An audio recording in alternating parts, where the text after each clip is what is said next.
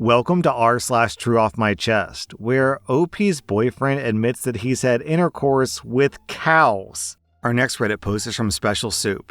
3 months ago, I broke up with my boyfriend because I thought that he had stolen $846 from me, but I just found the money. Oh my god, I messed up. I messed up badly. I just found the money. It was in the chest of drawers that I put it in, but the drawer that I put it in had a small opening in the back that I didn't know about, and the envelope of money fell down there. I would have never discovered it, but the drawers broke, so I was taking the chest apart, and there was the envelope. It's the same envelope because it was my handwriting on it and it had the receipt from the bank. I have to apologize, but this is going to be so bad. I told my friends and family about this, about how I suspected that he had stolen from me since he was the only one in my house that day. No one else had a key, and I hadn't left that room or my house with the money. God, he lost mutual friends because of me. I ended a 2-year relationship over this. I just didn't believe him when he said that he didn't take it. I hurt him for no reason, and then I blocked him.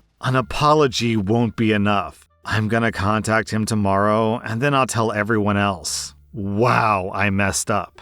The top comment down in the comments, which I 100% agree with, is you have to defend him as loud as you slandered him. Then OP posted an update, and it's really long, so I'm not going to read it all, but basically OP did what she said she was going to do. She apologized to the ex-boyfriend, she told her friends, she told her family. Some of the mutual friends were super pissed off at OP, but I have to give her credit, she did own up. My husband had a threesome with my best friend and his girl best friend, and I got so angry that I hooked up with his boss, and now I regret it? Oh man, you guys buckle up for this one. My brother had to have surgery and I wanted to be there for him, so I ended up staying there for about 2 weeks. I always knew that my best friend had a thing for my husband. She admitted to it multiple times, but I would just laugh it off because surely my married best friend wouldn't actually passionately hug my husband, right? I didn't even catch them doing it. My husband's girl best friend is just that insane that she casually admitted it to me when I was cleaning the kitchen when I got back. I thought she was kidding, but no, she wasn't.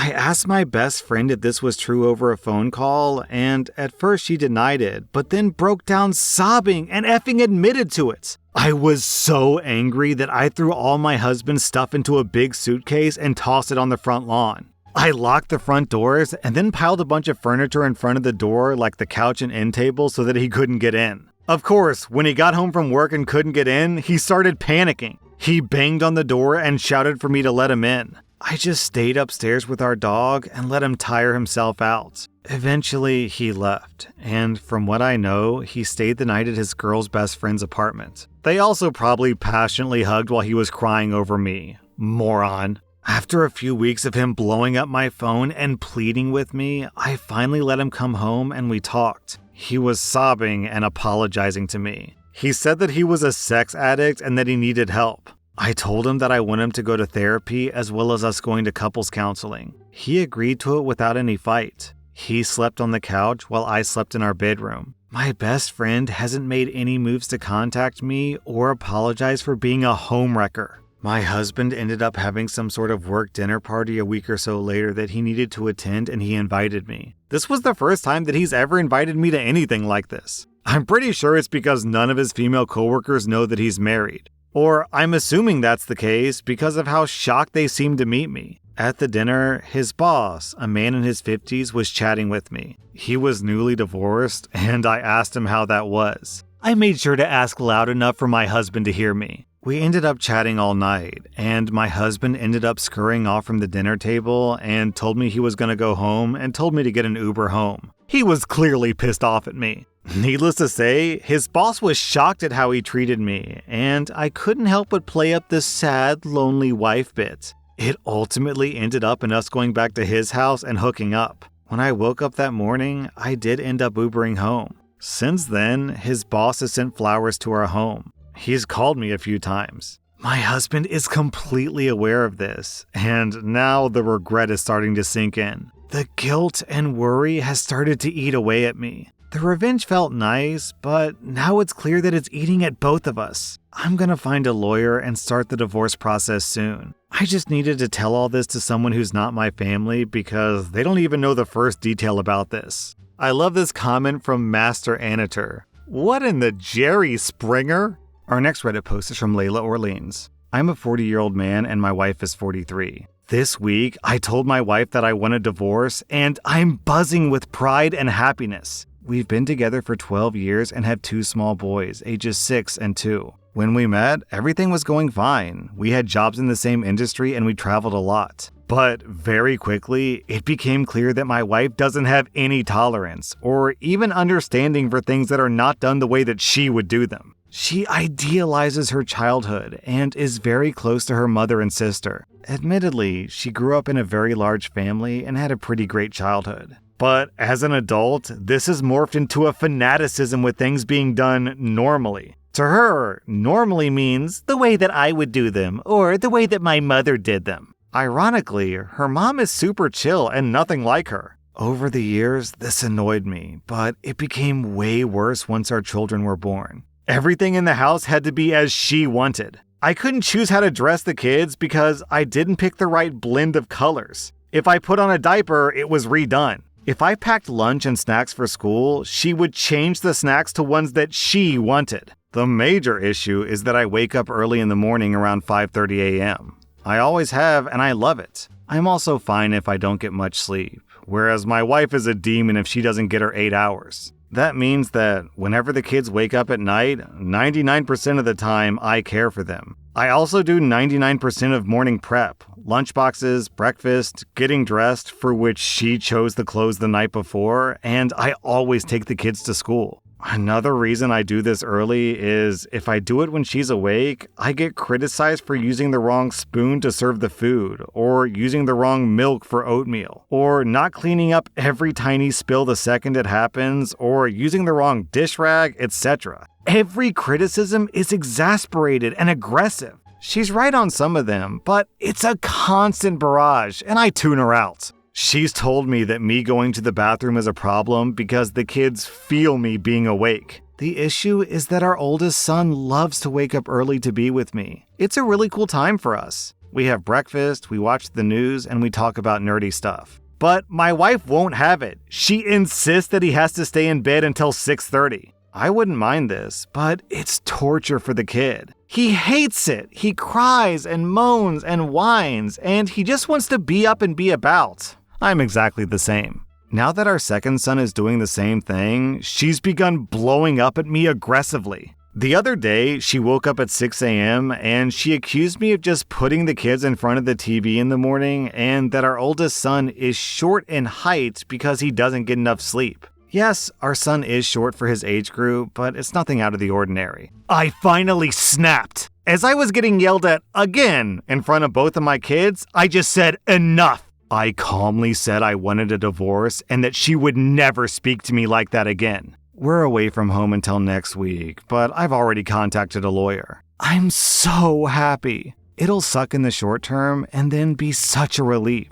I can't wait to have my own place and the kids on my own half the time. People were asking OP about his wife's response and OP clarifies. So this happened while we were on holiday at her family's in Portugal. Because we're here and she's surrounded by her people, she hasn't blown up yet. She's been distant and we're sleeping in different rooms, but nothing major. When we go home next week and she realizes I'm committed to what I'm doing, oh boy, it's gonna be Krakatoa for sure. Also, as for talking to her about these issues in counseling, a lot of people are asking about this. I did try to confront her about her behavior. I tried calmly when I was feeling good to explain to her how I felt. She literally told me, my issues are more important than yours. I've tried being angry, I've tried arguing, and nothing ever works. She just doesn't care. We also went to therapy a few times together, and we each wrote a list of things for the other person to work on. She wanted me to learn to cook and to work out. I now do 70% of the cooking, and I work out 3 to 4 times a week. I asked her to learn to compromise and to clean up the house more. None of that ever happened. She always says that she has no time to tidy because of a job and 2 kids.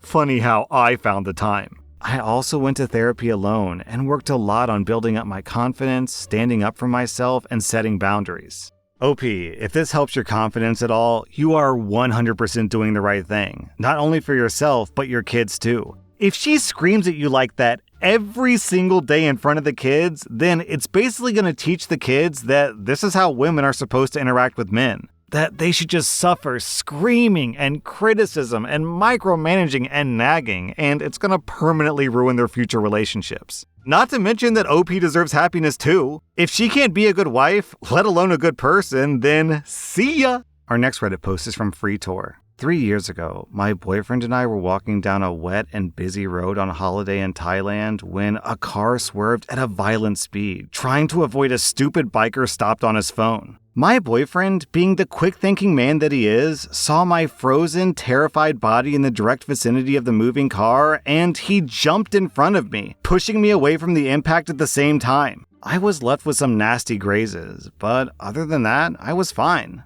My boyfriend was left paralyzed from the waist down. He now lives his life in a wheelchair. He's been diagnosed with PTSD from the accident and often has flashbacks in which he'll scream and sweat. He's distant and cold. His mental health is, to put it lightly, very bad. He spends most of his time on his PlayStation, and we haven't been physically intimate for months. If he's not playing games, he'll be at the pub with his mates. He does cocaine with them. He says that he can't enjoy intercourse anymore. He says that he just doesn't enjoy it with being the way that he is. I've tried to tell him that I still think he's gorgeous and no attraction is lost. He doesn't believe me. He's gained about 50 pounds and finds no value in healthy life choices anymore. I feel like I'm living with my best friend who I'm in love with, but like I'm in some kind of friend zone. He says I'm being paranoid. It's him, not me. He tells me that he loves me. He's tried therapy. He's made an attempt to not do cocaine on the weekends. He just doesn't want to do that. I've tried to encourage him to do both many times. He says he doesn't resent me. All of my friends talk about how lucky I am and how he loves me so much, but I think that's messed up because they have no idea what it's like to be in a partnership with someone who's paralyzed. My feelings are just as strong for him as they are when I fell in love with him, but I can't do it anymore. I'm exhausted. I will forever be known as the woman who left her disabled boyfriend after he saved her life at the cost of his own. Oh man, this story is a gut punch. There's just no good solution unless the boyfriend can magically snap out of his depression and his PTSD and his substance abuse, which by the sound of things isn't going to happen. So, God, this story is like a Greek tragedy.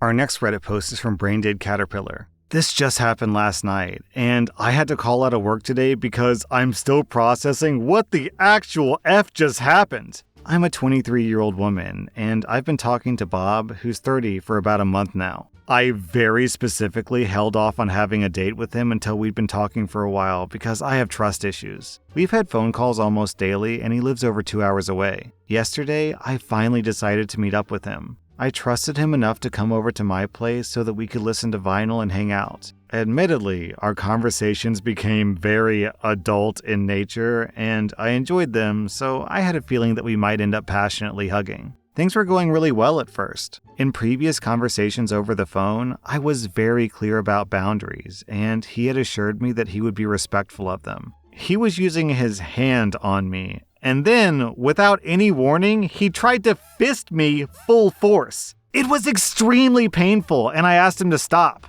He did stop at first, and he apologized, but he kept trying to do it despite me telling him not to each time. I was starting to get extremely uncomfortable. We had previously discussed breeding kinks in phone conversations as well, so I wasn't surprised when he brought this up this time. It went as far as name-calling, and at one point he asked if he could tell me his dirty secret. I was already feeling weird, and red flags were going off in my head. I didn't respond, and he kept asking me to promise not to judge him. After multiple failed attempts of getting me to promise not to judge him, he fully admitted to inseminating cattle at a farm he worked at in great detail. He even continued by saying I reminded him of the cows he liked to breed. I freaked out and screamed at him, running to my bathroom and locking the door. I was completely shocked and terrified. When I finally worked up the courage to come out, I wrapped myself in a blanket and cried on the couch. He half-heartedly tried to tell me that he was just being dirty, but I knew that he was lying. I refused to look at him, and I made him drive 2 hours back home in the middle of the night.